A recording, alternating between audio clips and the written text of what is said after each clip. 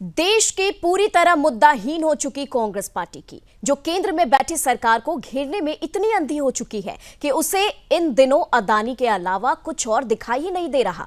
अडानी मुद्दे पर अपने सहयोगी इंडी दलों का समर्थन न मिलने के बावजूद कांग्रेस पार्टी बेवजह अडानी मामले को हवा दे रही है और सरकार को घेरने की अंधी दौड़ में इस मुद्दे को राजनीतिक रूप से भुना रही है।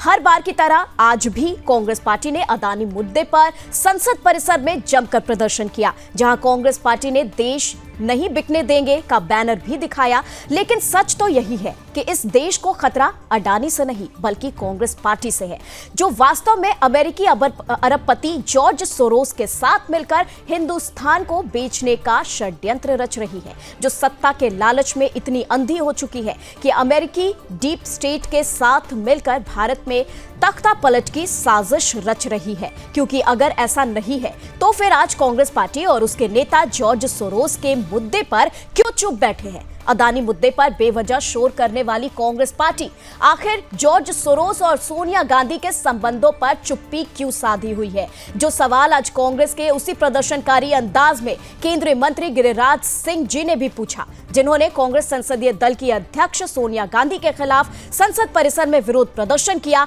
बीजेपी ने कांग्रेस पार्टी के नेतृत्व और हंगेरियन अमेरिकी अरबपति जॉर्ज सोरोस के बीच संबंध होने का आरोप लगाया। इस दौरान केंद्रीय मंत्री गिरिराज सिंह ने सोनिया गांधी और जॉर्ज सोरोस की तस्वीरों के साथ प्रदर्शन किया, जिन तस्वीरों पर कुछ ऐसे महत्वपूर्ण सवाल भी थे जिनसे कांग्रेस पार्टी ने इन दिनों कन्नी काट रही है। गिरिराज सिंह के सवाल ये थे कि सोरोस और सोनिया का रिश्ता क्या है, आखिर ये रिश्ता क्या कहलाता है? जिन सवालों का जवाब ना देते हुए अडानी मुद्दे पर बार बार जवाब मिलने के बावजूद कांग्रेस पार्टी इस पर सरकार को घेर रही है, जो इस मुद्दे को राजनीतिक रूप से भुनाते हुए सदन के कामों में अड़ंगा भी लगा रही है, जिसकी वजह से बार बार सदन की कार्यवाही स्थगित हो जा रही है। लेकिन इस पर भी विपक्षी नेता इसके लिए भी सरकार को जिम्मेदार ठहरा रही है। यही नहीं, इन दिनों कांग्रेस पार्टी ने सोरोस मुद्दे से देश का ध्यान भटकाने के लिए राज्यसभा सभापति पर आक्षेप भी लगा रही है और कांग्रेस के इन मनमानियों पर केंद्रीय मंत्री और बीजेपी अध्यक्ष जेपी नड्डा ने कांग्रेस अध्यक्ष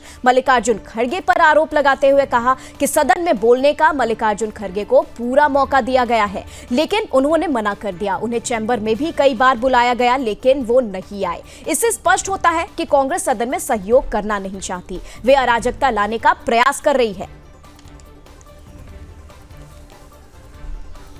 और चलिए इस वक्त हमारे साथ पॉलिटिकल एक्सपर्ट तनुज दीक्षित जुड़ चुके हैं। तनुज जी, जानना चाहेंगे आपका सबसे पहले तो आपका बहुत बहुत स्वागत है, और इसी के साथ सवाल यही रहेगा सबसे पहले कि अडानी मुद्दा इतना भड़क रहा है संसद में, लेकिन कहीं ना कहीं सोरोस मुद्दा जो है उस पर कांग्रेस पार्टी चुप्पी क्यों साधी हुई है, ये इस वक्त का बड़ा सवाल है। इसी के साथ अविश्वास प्रस्ताव पर भी जमकर हंगामा हो रहा है विपक्षियों की तरफ से। अब देखिए, निश्चित रूप से जिस तरीके से विपक्ष का आए दिन जो हंगामा देखने को मिल रहा है, ऐसे में जो सदन 20 नवंबर से 25 दिसंबर के बीच चलना था और अति महत्वपूर्ण उसमें मामले उठना थे, काफी सारे ऐसे बिल जो कि प्रस्तावित थे और जो होना थी, शायद ये सब बातों को ध्यान में रखते हुए विपक्ष ने इस बार सदन में निरंतर हंगामा किसी ना किसी मुद्दे पर किया है। वहीं जॉर्ज सोरोस जिनकी हम बात कर रहे हैं, जो कि अपने हैज फंड और ईगल कंपनी को 1969 से स्टैब्लिश करे हुए हैं और काफी बड़े जो है सपोर्टर भी माने जाते हैं। और देखिए, कहीं ना कहीं वो विपक्ष को भी कहीं सपोर्ट कर रहे हैं और ये जो सब संबंध है, इनके पीछे कहीं ना कहीं एक बहुत बड़ा राजनीतिक योगदान भी है। और वहीं ये आरोप जो है इसीलिए अडानी और मोदी के संबंधों पे भी शायद लगाए जाते हैं, जो कि निरंतर एक तरीके का अभ्यास किया जा रहा है संसद के अंदर। कभी मुखौटे लगा करके कोई इंटरव्यू लिए जा रहे हैं, कभी कोई मखौल बनाया जा रहा है, कभी क्या विवाद किए जा रहे हैं, लेकिन कोई भी वास्तविक परिस्थितियों पर चर्चा करने के लिए निरंतर रूप से कोई भी विपक्ष का नेता तैयार नहीं है। ये वाकई में बहुत चिंतास्पद है। जी देखिए तनुज जी, लेकिन यहाँ पे अडानी और मोदी के रिश्ते की बात हो रही थी, लेकिन यहाँ पर सोनिया और सोरोस का जो रिश्ता है वो भी अब सवालों के घेरे में है। आज ही गिरिराज सिंह इसको लेकर प्रदर्शन कर रहे थे और यहां पर लेकिन सवाल ये उठता है कि कांग्रेस हमेशा सत्ता पक्ष पर यह आरोप लगाती आई है कि ये देश बेचने का काम कर रहे हैं, लेकिन अगर विश्लेषण और इतिहास को अगर देखा जाए तो देश को बेचने का काम कौन कर रहा है? देखिए, निश्चित रूप से सत्ता में तो अभी भारतीय जनता पार्टी विगत 2014 यानी 10-11 सालों से है, लेकिन इसके पहले जो कमांड रही है पार्टी के हाथ में वो निश्चित रूप से कहीं ना कहीं यूपी की सरकार, कांग्रेस की सरकार यही देश को चलाते आ रही हैं। और अब जो बात है, देखिए देश तो अपना एक खुद ही स्वतः ही स्वाभिमान रूप से रहा है, उसे खरीदी बिक्री का तो कोई प्रश्न नहीं है, लेकिन निश्चित रूप से जो उसको नुकसान पहुंचाने की बात है वे कहीं ना कहीं भूतपूर्व सरकारों ने किया है। और यही चीज जो है आज भी हम आम रूप से भी देखते हैं, तो इसमें एहसास किया जा सकता है। जी निम्मी जी। इसी के साथ अगर अविश्वास प्रस्ताव की बात किया जाए जो कि जगदीप धनखड़ के लिए लेकर आया गया, इस पर भी लगातार विपक्षी पार्टी जमकर हंगामा कर रही है, बार बार सदन भी स्थगित हो रहा है। आखिर ये जो माजरा है ये क्या है? विश्लेषण के जरिए इसे बताएं। देखिए, इम्पीचमेंट की अगर बात करें तो निश्चित रूप से इम्पीचमेंट यानी महाभियोग का जो प्रस्ताव है, ये कई बार इस तरीके के मामले होते हैं, लेकिन आज दिन तक भारत के इतिहास में महाभियोग से कभी भी किसी को हटाया नहीं जा सका है। ये क्योंकि एक बहुत ही संवेदनशील और एक जटिल प्रक्रिया होती है, इतना आसान नहीं होता है। एक तो समर्थन भी इसमें जो है अलग अलग स्तर पे, अगर लोकसभा में है तो 100 और राज्यसभा में तो 50 सांसदों का लगता है। साथ ही इसको प्रस्ताव लाना और इस पे एक कमेटी बनती है, वो अपने डिसीजंस देती, तो इतना आसान नहीं है। जी ठीक है तनु जी, ये बात तो साफ है कि हंगामा करने से कुछ नहीं होता, बार बार ये जो सदन की प्रक्रिया है उस पर कहीं ना कहीं अड़िंगा लगाया जा रहा है, ये कह सकते हैं विपक्ष की तरफ से। तनु जी, तमाम जानकारी बातचीत के लिए आपका बहुत बहुत धन्यवाद।